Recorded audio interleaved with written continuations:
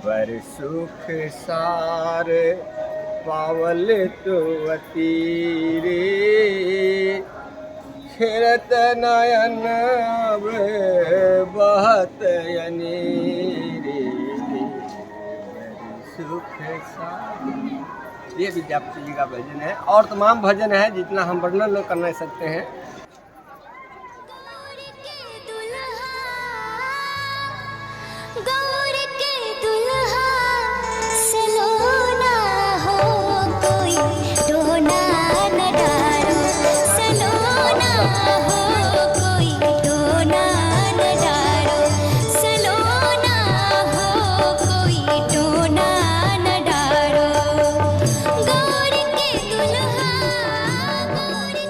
उजर का सब तरह के नेल पॉलिश ये अलता लिया, एकरो दाम छे 20,000 रुपया।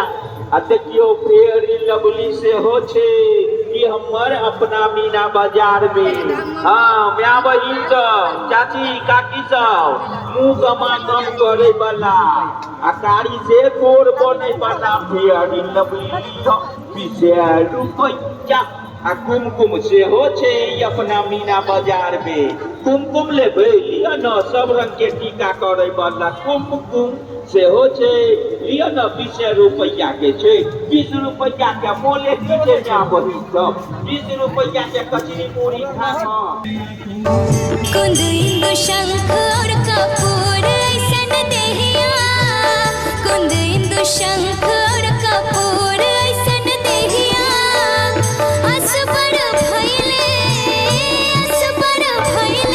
न हो कोई टोना न डारो, सलोना हो कोई टोना न डारो, सलोना हो कोई टोना न डारो।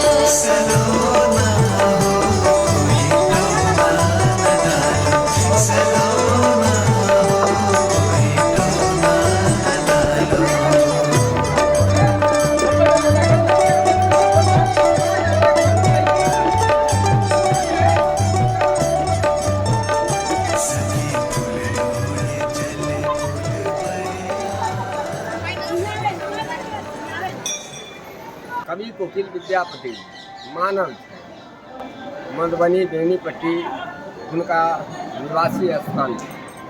भोलेनाथ और काली जी का वो उपासक थे जो बहुत भक्ति भावना से उनका श्रद्धापूर्वक से उनको पूजा करते थे और उनके पूजा के प्रसन्नता में खुशी होकर के भोलेनाथ स्वयं उनके विद्यापति जी के यहाँ आकर के नौकरी किए। बहुत वर्षों तक नौकरी की, जिसमें उस समय की बात है जिस टाइम में कोई रेलगाड़ियाँ नहीं थी, कोई आने जाने का सुविधा नहीं था, पग यात्रा था।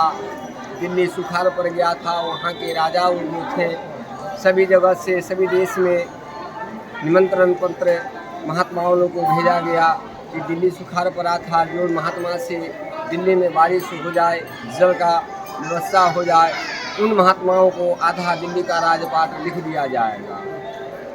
सभी साधु संत वहाँ पे पहुँचे। पहुँचने के पश्चात किन्हीं से भी इस तरह का बारिश नहीं हुई। उनसे विद्यापति जी के पास भी पत्र आई। वो विद्यापति जी पत्र पढ़ के उदारता में हो गए, उदास हो गए। उगना महादेव पूछे उनसे कि इनका उदारता का कारण मुझे बतलाइए, क्या बात वजह है। विद्यापति जी बोले कि उगना देखो, अगर हम ये पत्र को पढ़े हैं, जब से हमको उदारता आ गई है, अगर हमसे भी बारिश नहीं हुई तो हमको भी और तुमको भी कारागार में बंद कर दिया जाएगा। कहा बस इतनी सी छोटी बात के लिए आप महाराज घबरा गए। अब चलिए, चलने की आप तैयारी कीजिए, जो होगा वो ऊपर वाले के हाथ में है, आप घबराइए नहीं। विद्यापति जी और उगना महादेव वहाँ पहुँचे दिल्ली दरबार में। बादशाहों को बुला गया कि जाइए महाराज को आदेश, मतलब कि उनको पूछिए कि फलाने ग्राम से विद्यापति जी आए हैं, क्या व्यवस्था है उनको रहने सहने का। एवं प्रकार से दरबारी ने राजाओं को कहा और विधि पूर्वक से उनको आदर पूर्वक अंदर ले गए। विश्राम गृह में खाना भोजन पानी जो भी सामग्री व्यवस्था हुई राजाओं को वो विद्यापति जी को दिए।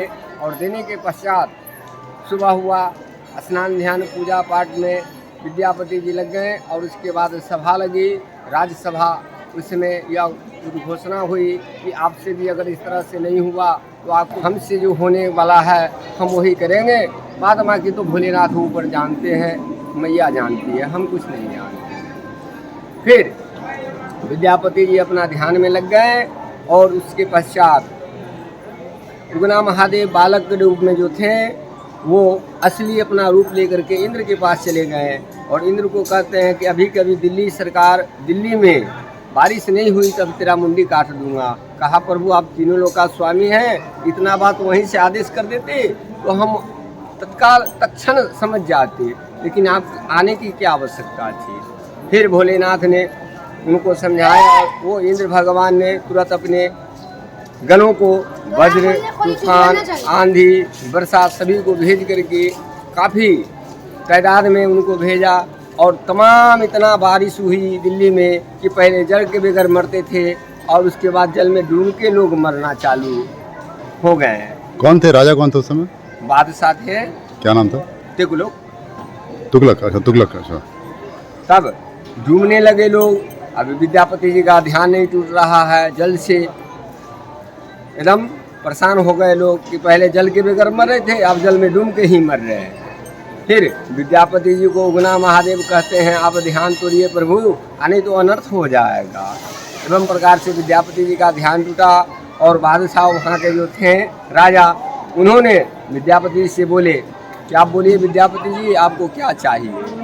कहा हमें कुछ नहीं चाहिए, जितने भी साधु संत महात्माओं को आपने कैद कर रखे हैं कारागार में, उन सभी को आदरपूर्वक से विदाई देते हुए आज़ाद कर दीजिए और ब्रिटिश ग्राम का मधुबनी का टैक्स फ्री कर दीजिए।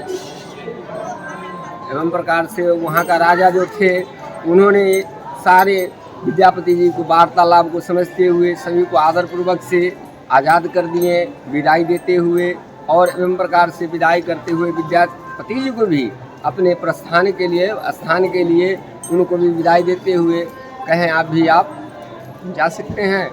अब वहाँ से आने के पश्चात बीच जंगल में ऐसा जगह पाया गया जहाँ पानी का कोई व्यवस्था नहीं थी। तब विद्यापति जी को प्यास लगती है। कहा उगना अब एक डेग मुझसे चला नहीं जाएगा, अब जल नहीं जब तक मिलेगा तब तक हम एक डेग चल नहीं पाएंगे, अन्यथा हमारा प्राण चला जाए। वो जंगल में रुक गए विद्यापति जी। उगना महादेव जो भोलेनाथ थे उन्होंने चारों दिशाओं में वहाँ पर देखा, कहीं नाला नहीं, कहीं पोखर नहीं, कहीं तालाब नहीं, कहीं कुछ नहीं। कहा महाराज बहुत काफ़ी दूरी पर मुझे मालूम चल रहा है कि कौवा चुरमन्नी बोलता है कहीं पोखरा उखरा हो, हम शीघ्र ही जा कर के आपके लिए जल का प्रबंध करते हैं। उन्होंने एक बड़े पीपल का वृक्ष के जड़ तले जा कर के अपने असली रूप में आकर के गंगा जल अपने जटाओं से कमंडल में भरे, फिर बालक के रूप में आकर के विद्यापति जी को जल देते हैं। जैसे ही मुंह लगाते हैं विद्यापति जी, कहता है ये कोई साधारण जल तो है नहीं उगना, कुछ सच तो बतलाओ, वरना मैं जल के बगैर मर जाऊंगा, लेकिन यह जल नहीं पीऊँगा। विद्यापति जी की बातों सुन कर के उगना महादेव आशंका में आ गए। कहा वो सत्य नहीं बतलाएंगे तो जल के बगैर मर जाएंगे, सत्य तो कहना ही पड़ेगा। तो विद्यापति जी से एक सत्य किए उगना महादेव। कहा कि आप हमको एक वचन दीजिए कि आप किसी भी प्रकार का किसी भी दिन कोई व्यक्ति से अगर ये भेद खोल रहे हैं तो हम आपके यहाँ से आलोकित हो जाएंगे।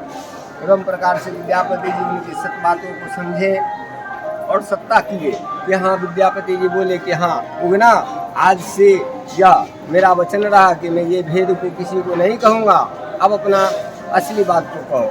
तब उसी टाइम में उगना महादेव अपने रूप में आते हैं, भोले शंकर के रूप में आते हैं और विद्यापति जी उनके चरणों में लिपट जाते हैं। कहा महादेव हमने अनजाने में कई बरस तक आपसे इतना काम ले लिए हैं, अब हम तो जान गए कि आप भोलेनाथ हैं, अब आपसे कुछ काम हम नहीं लेने सकते हैं। वो अपने से बोरिया बिस्तर बांधना चालू कर दिए। कहा ऐसे में तो मालिक आप पकड़ा जाइएगा। अगर लोग आपसे पूछ बैठे कि नौकर के रहते हुए मालिक स्वयं काम कर रहे हैं तो आप क्या जवाब दीजिएगा। ऐसे में तो भेद खुल जाएगा। एवं प्रकार से विद्यापति जी ने सत्य किया कि नहीं ऐसा बात नहीं होगा। फिर से अपना जो जिनके ड्यूटी में थे उगना महादेव जिस तरह से काम कर रहे थे विद्यापति जी के साथ, उसी प्रकार से काम करना स्टार्ट कर दिए महादेव। और फिर वो अपने ग्राम में आए और संयोग से वो तो जान रहे थे कि हमारे भोलेनाथ हैं, अब इनसे अनजाने में वो शायद ढेर सारा काम ले लिए हैं, अब जानबूझ कर अब इनसे कौन सा काम लें। तब जो है अपने से एक दिन चंगारी लेकर के लकड़ी फा रहे थे, उनकी परिवार विद्यापति जी का परिवार खाना बना रही थी। उस दरमियान में उगना महादेव खेल रहे थे, जो बालक के रूप में थे। कहा मालिक रहते हुए नौकर खेल रहे हैं, आई अपने जलावन चिर रहे हैं। वो जलता हुआ लकड़ी लेकर के उगना महादेव पर प्रहार करने के लिए दौड़ बैठे। उन्हीं बीच में विद्यापति जी के से आगे से वो उगना महादेव दौड़ते हुए निकलते हैं और विद्यापति जी के मुख से निकल जाते हैं, हाय हाय हाय हाय। या स्वयं शंकर भगवान पर निर्मल प्रहार, इतना बोलना कि विद्यापति जी के सामने, या स्वयं शंकर भगवान पर निर्मल प्रहार, इतना बोलना कि विद्यापति जी के सामने से उगना महादेव जो थे अलोपित हो गए और उनके वियोग में रोते बिलखते गिरते पड़ते। यहाँ निर्मल वन था, जंगल था, जिसमें कुछ यहाँ कुछ नहीं था। और यहाँ आकर के चरवाहे से पूछा गया कि गंगा कितना दूर है, तो चरवाहे ने बतलाए कि यहाँ से मालिक 4 कोस जमीन पड़ता है। अब विद्यापति जी बोले कि अब यहीं पर मेरा स्थान को रखो, मैं सैकड़ों कोस से आ सकते हैं और हमारे लिए 4 कोस गंगा नहीं आएंगे। गंगा स्तुति करने लगे विद्यापति जी। तत्पश्चात गंगा भी आई और भोलेनाथ भी प्रकट हुए। विद्यापति जी को वरदान मिला कि जाइए आज से सबसे पहले प्रथम पूजा आपकी होगी, बाद में हमारा पूजा होगा।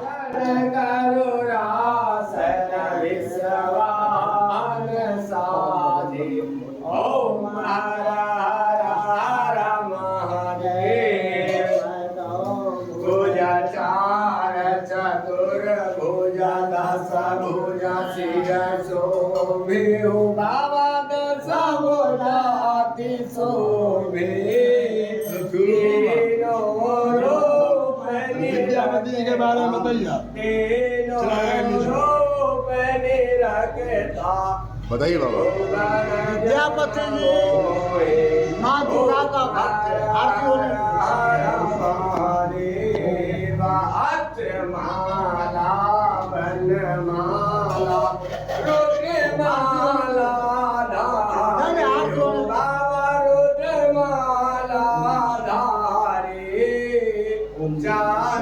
भक्त का पूरे विश्व में ऐसा कहीं स्थान नहीं है, भक्त और भगवान एक साथ हैं।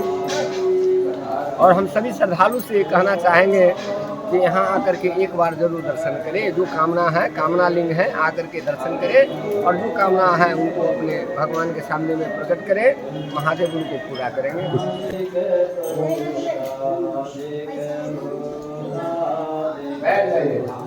सभी आदमी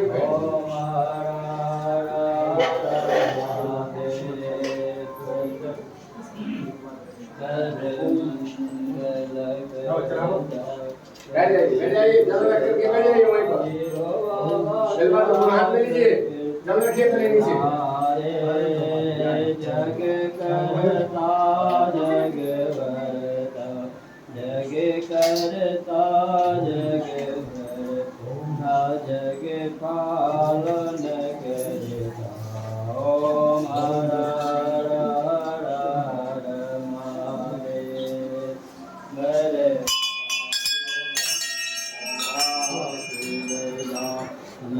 ब्रह्मा विष्णु सदा शिव जानता काहू जानत अनिवेशा। प्रणयाचर्य समाधि, प्रणयाचर्य समाधि, तीन होगा। ओम हर हर हर महादेव। विद्यापति संग उगना विराजतन ब्रह्मचारी हो बावन ब्रह्मचारी। नित उठे भो